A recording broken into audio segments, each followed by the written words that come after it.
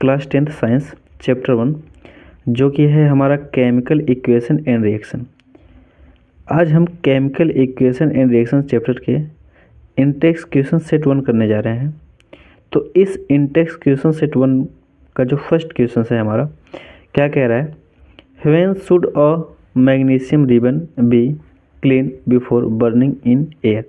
क्यों हम magnesium ribbon को एयर में बर्न करने से पहले क्लीन करते हैं। मैग्नीशियम रिबन कहने का मतलब मैग्नीशियम का टुकड़ा।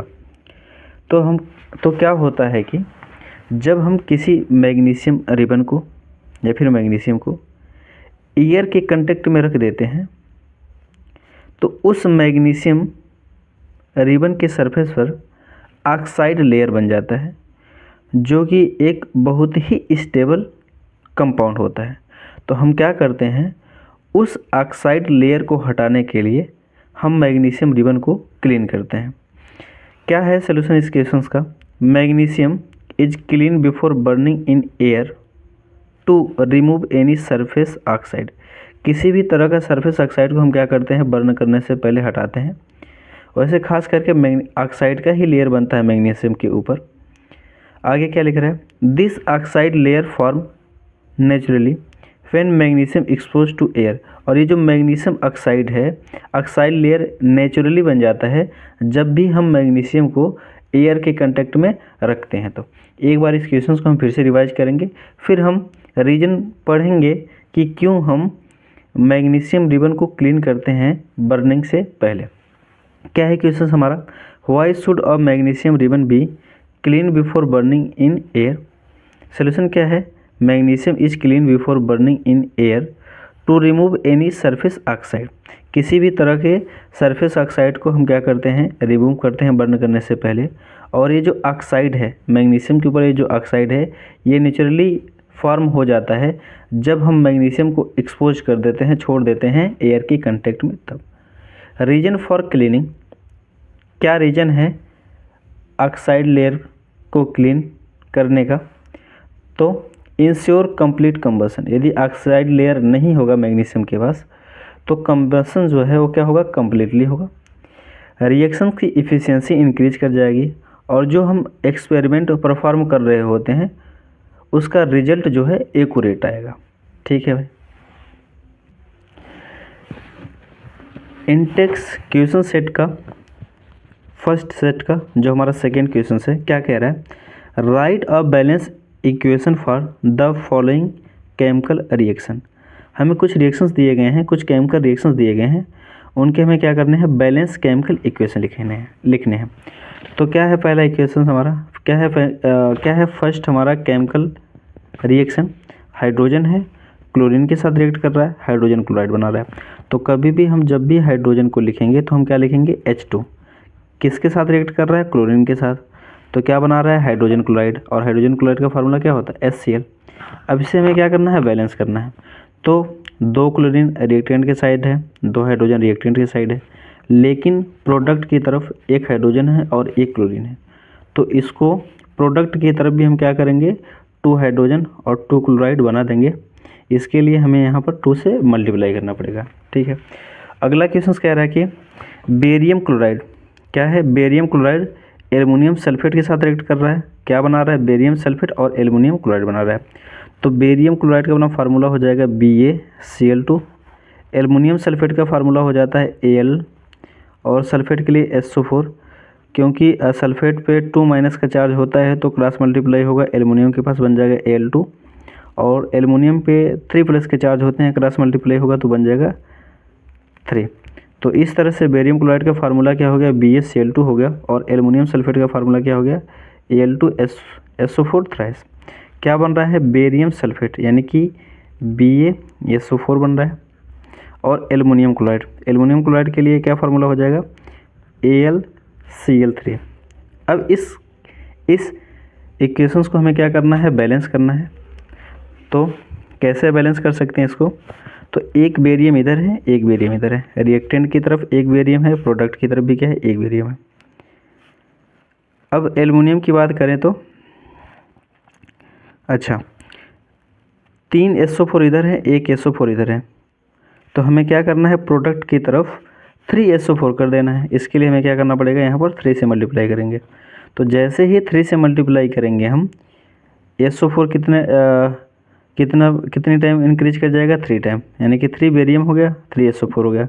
लेकिन अब हम देख रहे हैं कि जो प्रोडक्ट है उसकी तरफ उस साइड 3 बेरियम के एटम है, लेकिन रिएक्टेंट की तरफ 1 है। तो इधर भी हमें क्या करना है, 3 करना है। इस वजह से हम क्या करेंगे, 3 से मल्टीप्लाई कर देंगे। ठीक है, तो 3 बेरियम रिएक्टेंट की तरफ, 3 बेरियम प्रोडक्ट की तरफ। ठीक, 3SO4 रिएक्टेंट की तरफ, 3SO4 प्रोडक्ट की तरफ। क्या बच रहा है, 2 एल्युमिनियम बच रहा है, और 3 2 6 क्लोरीन हो रहा है। तो इधर क्लोरीन कितना है, 3 है, एल्युमिनियम कितना है, 2 है। तो एल्युमिनियम को 2 करने के लिए हमें क्या करना पड़ेगा, 2 से मल्टीप्लाई करना पड़ेगा। और जैसे ही हम क्या करेंगे, 2 से मल्टीप्लाई करेंगे एल्युमिनियम को 2 टाइम करने के लिए, तो क्लोरीन भी कितनी टाइम हो जाएगा, 6 टाइम। तो अब क्या हो गया, ये रिएक्शन जो है हमारा बैलेंस हो चुका है। कैसे, 3 बेरियम रिएक्टेंट की तरफ है, 3 बेरियम प्रोडक्ट की तरफ है। 3 2 6 क्लोरीन रिएक्टेंट की तरफ है, और 3 2 6 क्लोरीन प्रोडक्ट की तरफ है। 3SO4 रिएक्टेंट की तरफ है, और 3SO4 क्या है, प्रोडक्ट की तरफ है। तो इस तरह से ये हमारा केमिकल रिएक्शंस जो है बैलेंस हो जाता है। नेक्स्ट रिएक्शंस क्या कह रहा है, हमारे पास है सोडियम है, तो सोडियम का सिंबॉलिक रिप्रेजेंटेशन Na, वाटर का रिप्रेजेंटेशन क्या होता है, H2O, लेकिन हम इसको लिख सकते हैं HOH। ठीक है, क्या बन रहा है, सोडियम हाइड्रॉक्साइड। सोडियम हाइड्रॉक्साइड का फार्मूला हो जाएगा NaOH, और साथ ही साथ क्या निकल रहा है, हाइड्रोजन गैस। ठीक है, तो अब हम इस केमिकल रिएक्शंस को बैलेंस करते हैं। एक सोडियम है रिएक्टेंट की तरफ, एक सोडियम है प्रोडक्ट की तरफ, बराबर है। अब हम कभी भी वाटर को HOH लिख सकते हैं, और इस HOH को हम दो पार्ट करके हम बैलेंस करेंगे। एक पार्ट तो होगा हमारा H, दूसरा पार्ट क्या होगा, OH।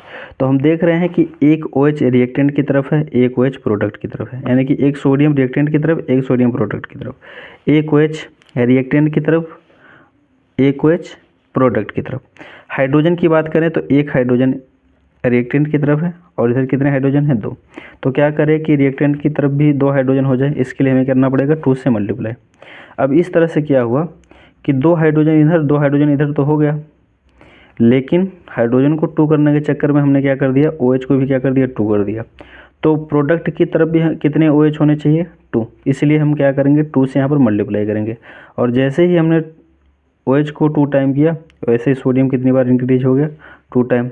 तो रिएक्टेंट की तरफ भी हम क्या करेंगे, 2 बनाएंगे। इस तरह से 2 सोडियम रिएक्टेंट की तरफ, 2 OH प्रोडक्ट की तरफ, 2 OH रिएक्टेंट की तरफ, और इधर भी 2 सोडियम रिएक्टेंट की तरफ, 2 OH प्रोडक्ट की तरफ। 2 हाइड्रोजन ये रहा, और 2 हाइड्रोजन ये रहा। ठीक है, तो ये भी हमारा केमिकल रिएक्शंस हो जाता है बैलेंस। थर्ड क्वेश्चन क्या कह रहा है, right the balance equation with state symbol for following reaction. हमें क्या करना है, कुछ रिएक्शंस दिए गए हैं, उनके स्टेट सिंबल को लिखना है। पहला रिएक्शंस क्या दिया गया है, तो डायरेक्ट रिएक्शंस नहीं दिया गया है, यहाँ पर स्टेटमेंट दिया गया है। तो स्टेटमेंट के अकॉर्डिंग हम रिएक्शन को बनाएंगे। Solution of barium chloride, barium chloride का फार्मूला बन जाएगा BaCl2, क्योंकि सोल्यूशन बोला है तो इसमें हम लगा देंगे aqueous form, plus sodium sulphate, यानी कि बन जाएगा हमारे पास Na2SO4 in water, aqueous medium में होगा, react to give soluble barium sulphate. ये दोनों रिएक्ट करेंगे तो क्या बनाएंगे, बेरियम सल्फेट बनाएंगे। और यह एक डबल डिस्प्लेसमेंट रिएक्शंस का एग्जाम्पल भी हो जा रहा है। तो हम क्या करेंगे, आयंस को ट्रांसफ़र करेंगे एक दूसरे कंपाउंड में। तो बेरियम सल्फेट का फार्मूला क्या बनेगा अपने पास, BaSO4 बनेगा, जो कि इक्वस फॉर्म में होगा, and solution of sodium chloride, और फिर क्या बन जाएगा, 2NaCl बन जाएगा।